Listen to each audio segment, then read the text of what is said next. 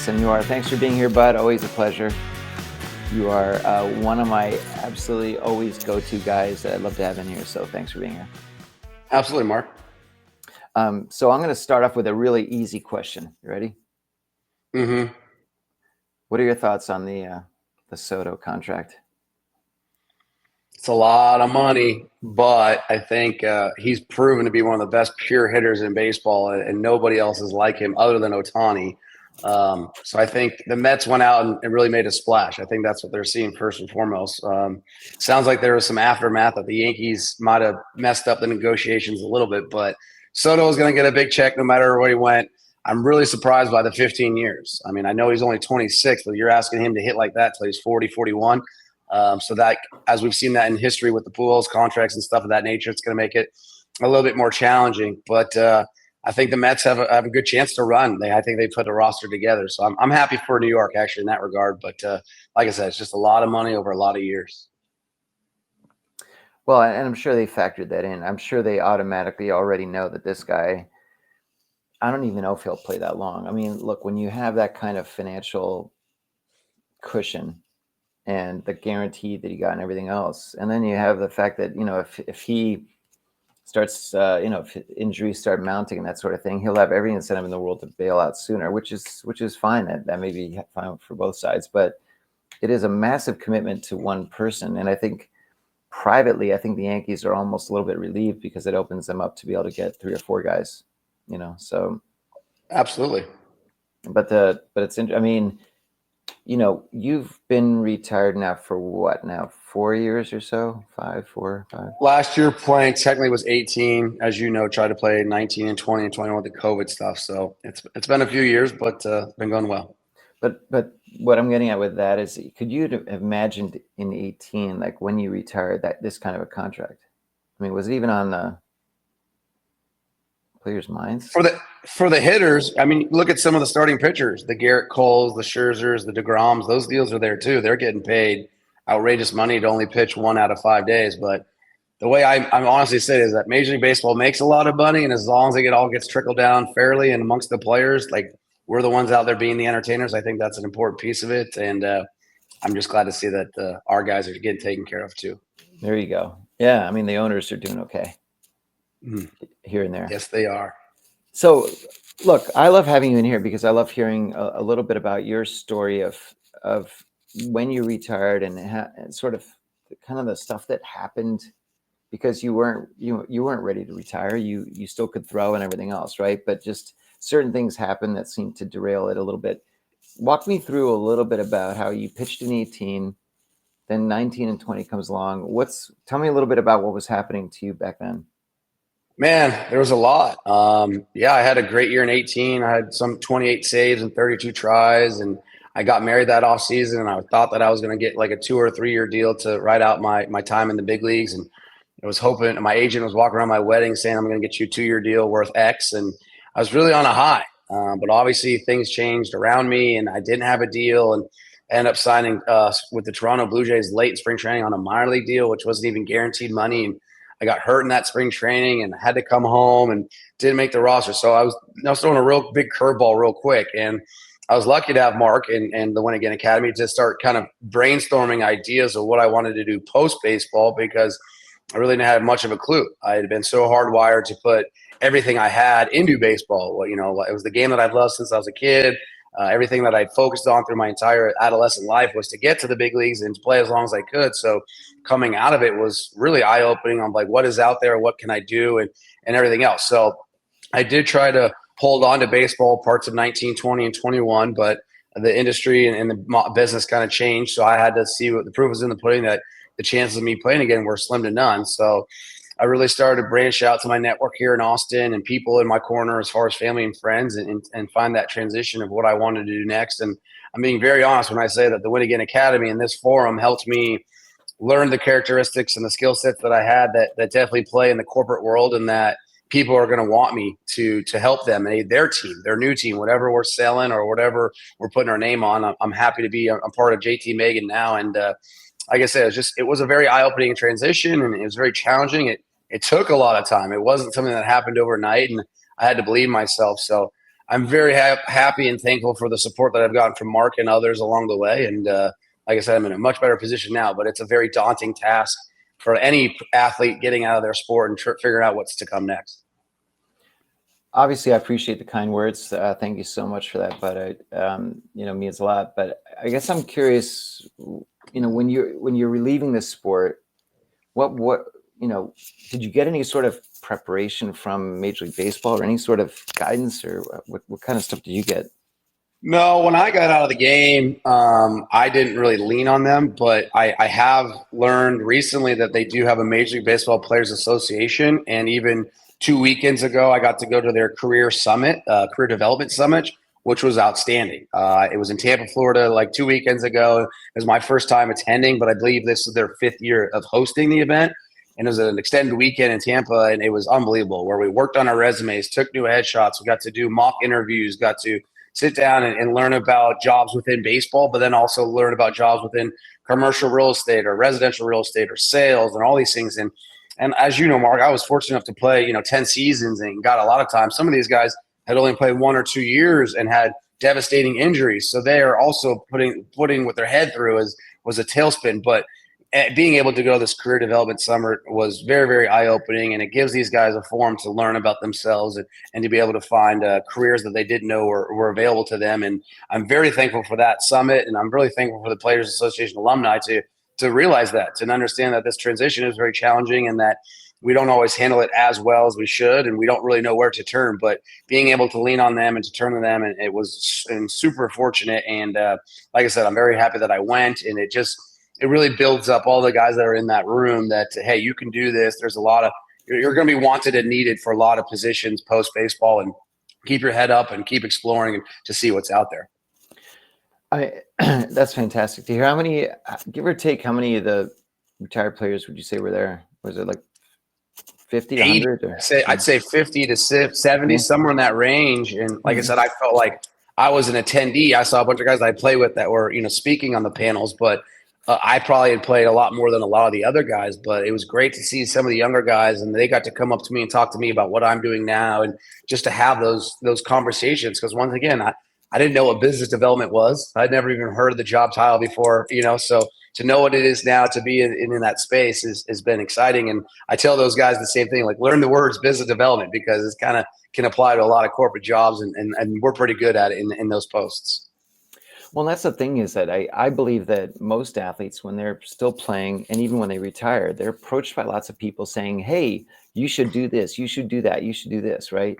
And what ends up happening, Bud, is that a lot of guys get into, and women, both men and women, get into things that they don't necessarily want to do, but that's because somebody else says they'd be really good at it.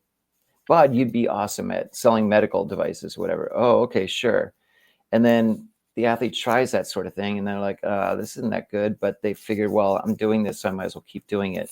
And this is why we see such a big, such an elevated rate of former athletes that are really struggling, because they're doing things that they don't really want to do, but other people want to do and want them to do it. So I think it's so critical, and this is something that you and I spoke about, is to really figure out, well, what kind of stuff, how can you leverage your skill set that you developed as an athlete and your mindset into something that you really love doing and enjoy doing. And in your case, I mean, look, your job, you can combine your knowledge of the business in commercial real estate, but with things you love doing. I mean, you're a fantastic golfer. You're pretty good, I think, at eating, right? You're a pretty good eater.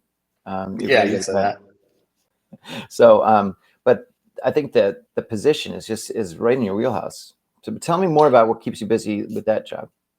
Yeah, I think that my dad jokes about it. He goes, Bud, you're playing for your quality of life. Like, I love to network. I love to be socialized and go to events. And I'm hosting clients on the golf course once or twice a week, and engaging in a 4-hour round and trying to find out symmetries and business opportunities that we might be able to do for them, or vice versa. Just a lot of word of mouth. But then I'm attending Biz Now events and Opportunity Austin events, and just kind of getting our name out there. So I'll reverse a little bit and saying I am now running business development for a large commercial general contractor out of New York called JT Megan, but I run business development in our Texas office. We've only been in the Texas market for about 2.5 years, and we've done some really good work. But obviously, my name's on top of that. And when I go out into Austin, I'm representing JT Megan as a whole and trying to find new work opportunities for us to take on in this new market. We oversee all of Texas, but mainly it's Dallas, Austin, San Antonio, and Houston. So being in Texas for 10 years, I've built some amazing relationships on personal level, and I know some big players in the game. But now representing JT Megan is I'm really getting us out there. I'm guessing us in closed door meetings, trying to find out what clients and what work's coming to town so that we can do TI work, which is tenant improvement work, in a lot of the corporate spaces downtown. We're doing some retail work too. We do some commercial. We do some grocery work as well. So like I said, I'm taking the best of both worlds where I'm learning a lot about commercial real estate and that's where I want to learn and kind of understand. But I'm taking the second tranche of that is really taking my networking and my relationships and kind of building on top of that to get our name out in the market and to obviously grow our company presence down here in Texas. That's amazing. One thing that I was always impressed with you, and this is why, I've enjoyed being friends with you, is that you've demonstrated a clear interest in what other people do when you meet them. I know a lot of athletes that it's almost like they may say, oh yeah, what do you do? What keeps you busy? But they're not really listening, not really caring too much. And I think what stands out with you, Bud, is that when you ask that question, you listen to them, and then you usually have a follow-up question or comment. And it brings me back to when, I don't know what it was, 30 years ago or something, I met Brooks Robinson, and I'll never, ever forget this. And I bring this up all the time.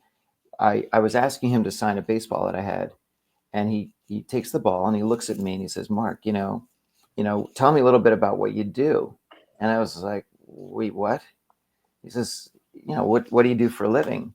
I kind of did one of those, like, who's he talking to? And does he really give whatever?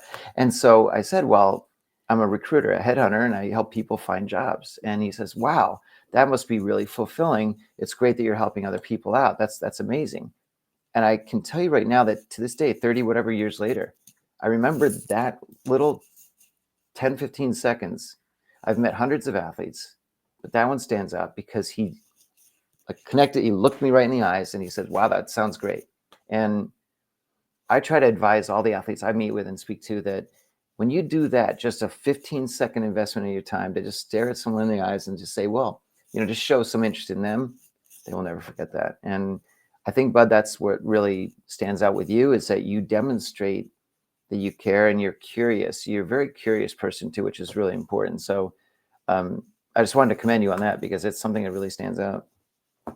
Thank you. To add on that, I think it's a personal touch. In a business setting, if you strictly talk business, it can be uncomfortable at times. And I think I go to a lot of lunch meetings. I'm meeting people for the first time, but obviously being able to check out their LinkedIn profile. Where do they go to college, or where are they from? And if we can find some symmetry and talk on that before we get into some of the nuts and bolts, I think it opens them up for a big, healthy conversation and makes it a lot more comfortable, just finding things that we have in common ground.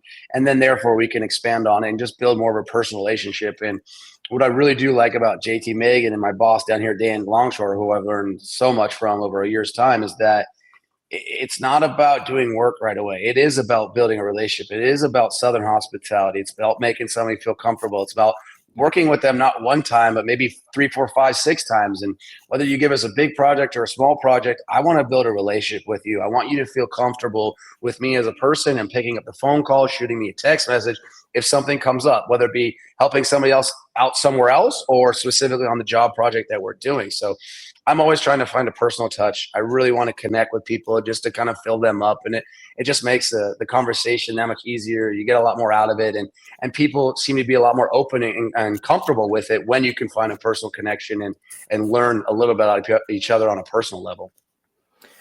It's interesting that when people meet a former professional athlete, current or former, I think that the average person is a little bit nervous because they're they hold you all in fairly high regard, and they're like, wow, this guy was an elite athlete. He was at the top of his game. This is incredible.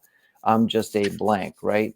And I think the challenge sometimes for you is to say, look, hey man, I'm still wear pants, blah blah blah, right? Actually, I have no idea if you wear pants, but anyways, I think you do sometimes. I'm wearing pants, Mark. Thanks. Okay, good. Anyways, But I think that that's the biggest thing for you, is to sort of put people at ease almost right away and just say, look, hey, yeah, sure, I pitched in some pretty big games, and was pretty successful and that sort of thing. But it's also every day for everybody is a somewhat of a struggle, right? And we're all trying to make the best impact we can out there as much as possible. But when you're meeting people, tell me a little bit about. Do you find that anybody's ever a little bit nervous, or are they usually pretty just wide open? Nervous, for lack of a better term. I don't know if it's nervous, but they're like just a little bit uneasy, and they're like, look at me like, oh my gosh. And I agree with you. Like, no, I'm still the same guy. Put my pants on one leg at a time. But now I'm in this new world, and I have a lot to learn. So now I'm the novice. Now I want to learn from your expertise. I'm going to ask you a lot more questions about the industry you're in. But I certainly love it when you ask me questions about my career. When people ask me, well, what was it like doing that, or what was your time in Baltimore? Just random questions. I love articulating about things that I have somewhat of an expertise level in, but I also want to learn on what you're doing. So if we can find symmetry and just find that common ground and that comfort zone to kind of engage in our dialogue, it means a lot. So I think they're a little bit hesitant on the front end. So that's why I try to go in, try to make people comfortable. Mark's helped me out a lot as far as talking slower and just going slow and being not as in your face, I guess you could say. But I just think they have questions, but they're not going to ask them until they're comfortable. And I know I have questions, and I'm not going to just throw them out there right away. I think we have to build on it and build a little, morale and decor with each other. But that being said, yeah, a little bit uneasy at first, but once you build it and get comfortable with each other, and you have a second or third lunch or something, it free flows, and it's a lot easier, to say the least. That's great. It's ironic that I'm the one telling you to slow down. You're speaking, since I'm here, a typical New Yorker. So I'll throw in a couple of baseball questions just to make you feel good. I'm joking, but so you obviously were starting pitcher for many years, but then you shifted to relief, closing duties. What do you like better, or is there just two different? I say now post that I really did enjoy closing. Bullpen life, it's a lot more challenging on your body and your mental, because it's like you have to be ready to pitch every day, where a starting pitcher has the luxury to kind of sit and check out the other four. You're still part of the team and cheering for the team, but you're in the dugout just kind of watching the game, compared to like I'm playing today. So I often say that I should have been a closer a little bit longer, because I learned the skill set to slow the game down, be in control of myself. I worked really hard in my sports psych during the middle and back end of my career. And I think the traits that I learned, the characteristics I learned over that time helped me in my last couple of years of closing.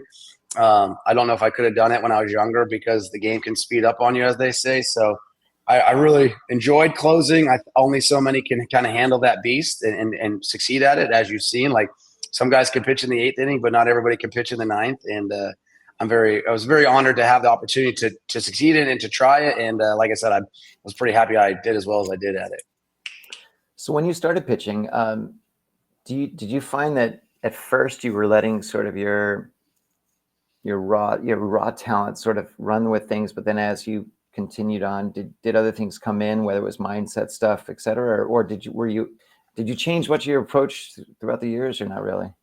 One of the best things a veteran ball player will say to you when you get there is, don't change too much, because you've done enough, whether it be hitting in Double-A or hitting and pitching in Double-A. It's like you've done enough there to prove to somebody that your skill set's gonna transfer over to the big leagues. So, but then that being said, is you never have it figured out. There's no science to baseball. There's no guarantee that you're going to have success if you do this. But I think from a day-to-day standpoint, you're taking the information and trying to implement it, and what you can learn from today's bad day or today's good day, I'm going to try to add on top of that the next time I go out there. I'm going to take that information and put it in my arsenal. I'm going to try to remember that I've been there before, good, bad, or in between. I've been there before. I can do this. I can deal with adversity. If my back's against the wall, I can come out of it, as long as I'm coaching myself in a positive mind frame, that I can really get myself out of a tough jam. So I just felt like mentally we all have our ups and downs, and every day is different than the rest. And I think we've done so much work the last couple of years about mental health for both men and women. It's just you can be your own self-inflicted wounds can come at you by yourself, and you're not always going to have a team around you just to lean on. So believing in yourself and finding that confidence every morning, and being task driven is really can get you to where you want to go. And when you build those little building blocks together, you can build a pretty big castle, and it's going to take time, and that's a big part of it. But if you put the good steps in every day, you're going to get something out of it. That's fantastic. So I have to ask you this because I think I know the answer, but I'd love to hear from you. When you're out there on the mound, and they always talk about being in the zone, and your focus is on home plate. It's on the batter. It's on your catcher. You're looking this way, but there's people screaming all kinds of stuff at you. Did you ever hear it? Not really. Did you ever hear something and make you laugh or whatever it was? You'd be like, "Oh my God, that's hilarious!" Or tell me a little bit about that. Your first couple of times you hear them, and that's why you need to get comfortable. And you don't really get comfortable until maybe you got 6 months under your belt per se. But I think that's why you go through the minor league levels on a baseball scale, is because you're not going to get thrown into the trench, fire right away, because it's to juggle a lot. But by the back end of my career, when I was closing, I was not hearing the 40,000 people chirping at me. But I do have one funny story. I'll try to keep it as tame as I can, but I was in the Houston Astros my first couple of years, and I was a young starting pitcher, and I had a night game start in Philadelphia, and we'd already lost the first 2 games, and I'm warming up in the bullpen, and they have stacked bullpens in Philadelphia. And back in the day, the Phillies pitchers had the upper one, and the visiting players had the lower one. But because the Philly fans were so ruthless on the Philly players, that they switched the bullpens, and they put the visiting team up top, and they put the home team down so they wouldn't hear the riffraff. But I do remember that I was warming up for a game, and I'm like 6 pitches into my warm up, and some dude's leaning over the railing, and he's yelling. He goes, "Oh, I met your mom and your sister last night. I took them to a really nice dinner, Susie and Stephanie." And he's got their first names, and he knows where my sister went to college. He's just like got all this information. So I was definitely heard, in the back of my ear, but obviously I didn't want to engage and this and that. So you learn quickly to really just kind of zone them out. And like you said, you try to just get into your tunnel vision, and trying to one of the biggest things I had to work on in baseball and in life is to eliminate distractions. They're going to come from a lot of angles. And it's like, once again, I always say tend thy own garden. If you can take care of your little garden, your little box, the better that your garden's taken care of, you're going to give yourself the best opportunity to succeed, and you can go help somebody else if yours is pretty clean. So I thought that was pretty funny, is that it's just, you're really trying to eliminate distractions, control the controllables is what we always say, and just do what you do, The other thing that I think a lot of people are curious about is when you get the visit from the pitching coach. I mean, what are they telling you that isn't obvious? I mean, are they usually saying, "Bud, come on, focus and don't walk the next guy," or whatever? Or are they saying, something specific about the next batter, or what do you usually get out there? No, you're right. They're not giving you any new information that you haven't heard before. But anytime a pitching coach comes out there, it's in a situation, and it's probably in the middle of the game to slow you down, kind of regather the troops. Like, let's kind of zone it back in, bring it back together. But basically, they're coming out there to give you a little confidence. They pat you on the butt, say, "Hey man, you're all right. You're 1 pitch away from a double play. You can get out of this inning, then we'll go ahead and score 4 runs for you." But don't let the game speed up on you is one of the biggest things. And they're really just trying to give you, break up that system, break up that cycle to kind of readdress, reset. Every pitch is a new pitch. And when he comes out there, he's just trying to give you that comfort. Like, "Hey, you're all right." And maybe it's one mechanical cue, or maybe it's one pitch comment for this next at bat, but it's really an opportunity for you to slow down, control your breathing, get back to your best athletic form, which is one of my favorites. Is your best athletic form comes in a tension-free environment. So if you're out there holding the ball or holding the golf club or holding the bat way too tight, good things aren't going to come from that. So when you're relaxed, when you're calm, when you can bring down your heart rate and just go out there and succeed, that's what's going to give you the best opportunity to succeed. So those mound visits are really just an opportunity to reset, refocus, and then build on top of it again. Were there ever any pitching coaches or managers that would use humor to make a joke about something? Or yeah, my college pitching coach was an old school guy named Jerry Weinstein, and this is college, and I cared so much. I was so intent and so focused on the result. I remember one time he came out there, and it was some joke about the goat, a goat, and I didn't even hear the joke, but the infielders all laughed, and that's what he said. Jerry's like, That's what I'm saying, bud. You need to relax. You just need to enjoy the moment. It's still a game. Don't get too caught up in every pitch. Don't get caught up in too much of every outcome, and believing in the process, believing in that, hey, you still got another 20, 30 pitches. Your final line score isn't done yet, So I thought that was really intriguing once I kind of had that moment, had that epiphany on. Like, he's like, dude, you're just too much. You're too far out in the left field. You got to bring it back. Stay with your team. Stay with the catcher. Build a good system. Build it. Build on top of it. And once that happened, I realized it too. I was like, man, this is a game. I always got to remember that first. Did you ever ask him about the GOAT or not? Yeah, it's probably a little inappropriate for this. Okay, just asking for a friend. So Ed's asking, do you feel, because I know you pitched with the Astros for a while, but it was before the whole cheating stuff. Do you feel that it was handled properly with no punishment for the players, or would you have preferred to see something a little bit different? That's a great question. I think there's a lot of players that have opinions on it. Myself being a former Astro and knowing a lot on the inside, I don't think it was very fair how they handled it all. I felt like the AJ Hinch and Ed Lunau took the whole fall for all of it. I'm under the impression that the GM was a lot more accountable, and that's why he had a lot more of a punishment for it. But I also believe that the players, they did their part too. And for them to kind of sweep it under the rug and no suspensions for those guys was a little eye-opening to me. But obviously, Rob Manfred and those guys got to make their decisions on how they're going to, condone the league. But I think it definitely left a big eye-opening for a lot of the players. Like, that's it? So I don't think it was fair. But I'm glad that it's over now. I just hope that we hold all teams in content and make sure that this doesn't happen again.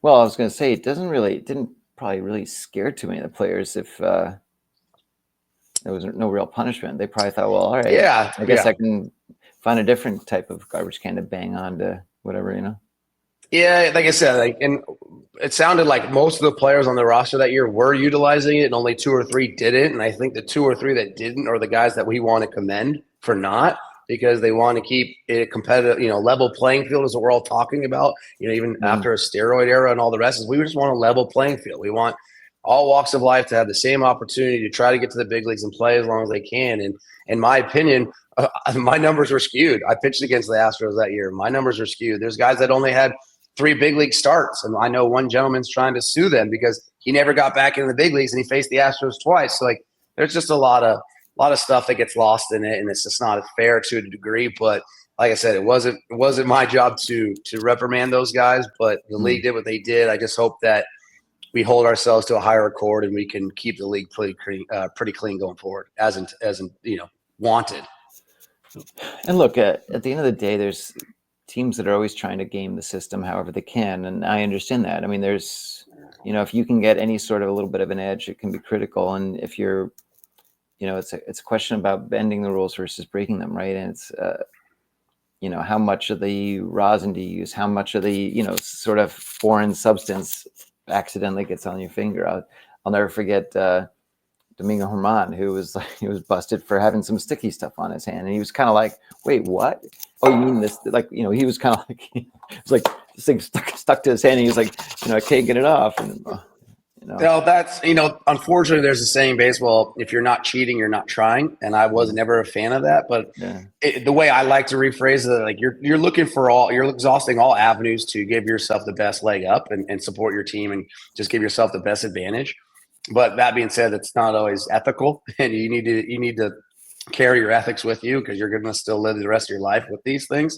So like I said, it was a really weird time. A lot came out, and there was a lot that transpired. We don't know all the truth, but my biggest thing is going forward. I hope that we can hold all teams accountable and make sure that this doesn't happen again. Because once again, we want a level playing field. We all want of us to have the same opportunity to succeed as the next guy. That's great. How often? I didn't bother looking at the stats on this part of it. How often did you bat? Like, how many at bats did you have?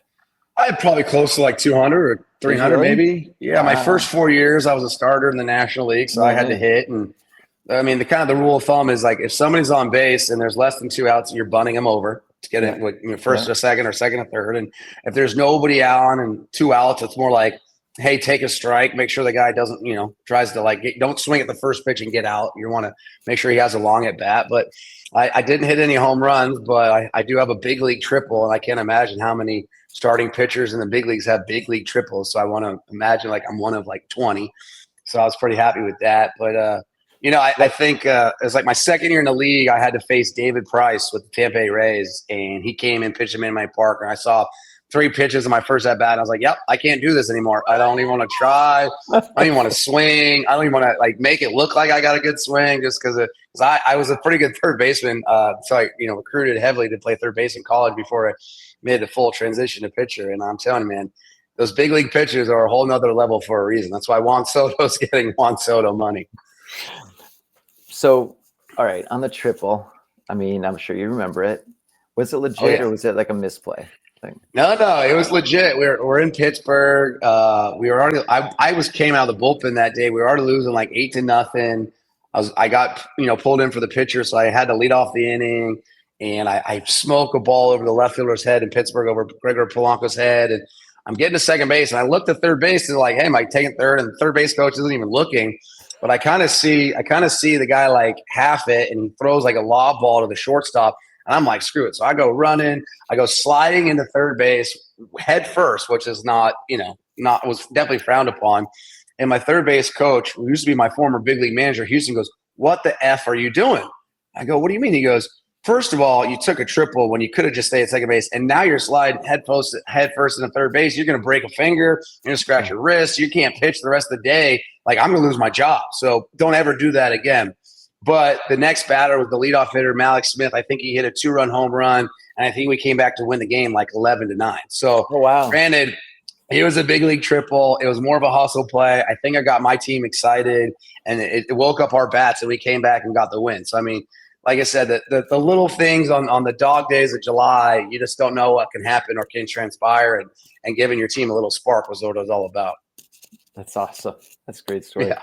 Now, I know you had one game where you had 14 Ks, right? What was it like? Were you just so locked in? Tell me about that day and what that experience felt like. And, in the seventh inning, like, the adrenaline and everything else. Well, with all my stories, there's always a fun information piece on the front end. The funny part is I still lost that game. I think I was 7 or 8 pitches into the game, and I gave up a double on the third pitch, and I gave up like a 2-run home run on like the 7th pitch. So now I'm already losing 2-0, and I'm pretty PO'd. And I just flipped a switch. I said, F it. I just said, absolutely F it. And I think I had a lot more of a bulldog mentality that day, and I just kind of had the F you on my face. And I just let it go. And my pitching coach in college said, LTFF, let the F fly, And I worked really hard to have that mentality, but some days you just don't have it. You're a little bit hesitant. But then that happened. I was like, screw it. I'm already behind the 8 ball. It's not going to get much worse. Let's just let it go. And I really got in sync with the catcher, Humberto Quintero, that night. They had a bunch of left-handed hitters that day. I really located my fastball up and down on the inside part of the plate to the lefties. And I just remember I had a really good breaking ball. And, yeah, I do remember it pretty vividly. It was in Minute Maid Park. It was a special day. I think we ended up losing the game 2-1. But, yeah, I punched out 14 in 7 innings and came out of the game. And I just felt like, I did as much as I could do, That's awesome. All right, listen, I want to jump in a sec because I want to make sure that people still have a chance to chat with you before you leave in a few minutes. But one of my favorite questions I like to ask, and I haven't asked it in a while, is, give me 3 names of people that you would love to have a beer with, dinner with, etc., golf with, alive or dead, just any 3 people. Yeah, I asked this question a lot. My first one is I say Dalai Lama, because I feel like he had a better understanding of internal peace and what life is all about. And I know we all struggle and we search, whether it be financial or family or personal, all these things that we have on that pop up in our arsenals. I felt like he had a pretty clear image and had a pretty good, universal overall outlook on it. And so I'd love to continue to tap into that resource. But I always also say Babe Ruth, because obviously he changed the game from the history of what he went through with the Boston Red Sox to the Yankees, and a pitcher to a hitter. He saw more than most, and I feel like he was the a celebrity of baseball during that time, and has probably more stories than we even know about. And then, as you know, I'm a big golfer, and I love golf. Grew up with it. I've met Tiger a couple times on my own, so I would always say Arnold Palmer. And I think, like you said, the history of golf and the evolution of golf, he saw so much over his lifetime, and I felt like there would be a lot of golf questions I'd like to ask him about some of the old school greats and how golf has changed and what courses are his favorites and which ones he doesn't like because they're too hard, or just the golf universe too. So those are the kind of the three avenues I would have gone. Excellent answer. I'm kind of surprised you didn't mention George Washington or something. It's only three, and I know. And I just want to know how George managed to have wooden teeth. Anyways, that's a whole nother story. Bud, thank you so much for being here. Really appreciate it. Always great to have you in here. Always some great stories and fantastic insight. So thank you for sharing your time. Truly appreciate it. You're welcome, Mark. Thanks for having me, and thanks for doing everything you do. Like I said, I know you've helped a lot of people over the years, and this is a great place to do it. So appreciate what you do too.